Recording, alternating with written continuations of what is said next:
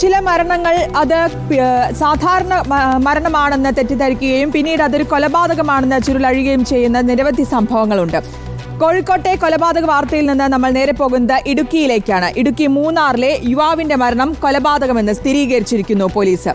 കഴിഞ്ഞ ദിവസം മരിച്ച മൂന്നാർ ന്യൂനഗർ സ്വദേശി സൂര്യയുടെ പോസ്റ്റ്മോർട്ടം റിപ്പോർട്ട് പുറത്തുവന്നതോടെയാണ് കൊലപാതകമാണെന്ന് വ്യക്തമായത്. സൂര്യയുടെ സഹോദരൻ വിഘ്നേഷിനെ പോലീസ് അറസ്റ്റ് ചെയ്യുകയും ചെയ്തിട്ടുണ്ട്.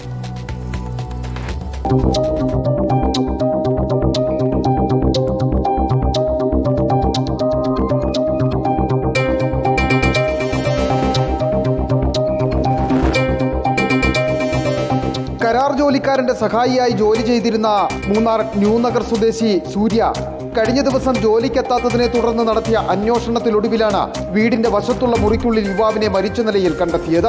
തൂങ്ങി മരിച്ചു എന്നാണ് ബന്ധുക്കൾ ആദ്യം പോലീസിന് നൽകിയ മൊഴി. എന്നാൽ മൃതദേഹം നിലത്തു കിടക്കുന്ന നിലയിലായിരുന്നു. അതുകൊണ്ട് തന്നെ സംഭവത്തിൽ ആദ്യഘട്ടം മുതൽ പോലീസിന് സംശയം ഉടലെടുത്തു. ഒപ്പം തന്നെ സൂര്യയുടെ ശരീരത്തിൽ മുറിഞ്ഞ പാടുകളും കണ്ടെത്തി.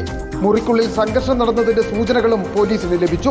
തുടർന്ന് പോലീസ് ശാസ്ത്രീയ തെളിവുകളടക്കം ശേഖരിച്ചതിനു ശേഷം മൃതദേഹം പോസ്റ്റ്മോർട്ടത്തിന് അയച്ചിരുന്നു. പോസ്റ്റ്മോർട്ടം റിപ്പോർട്ട് പുറത്തു വന്നതോടെയാണ് സംഭവം കൊലപാതകമെന്ന് വ്യക്തമാകുന്നത്.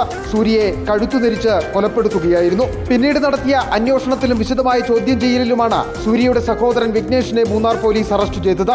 സംഭവത്തിൽ മറ്റു ബന്ധുക്കൾക്കടക്കം പങ്കുണ്ടോ എന്നതിനെക്കുറിച്ചും വിശദമായി അന്വേഷണം നടത്തിവരികയാണെന്ന് പോലീസ് പറയുന്നു.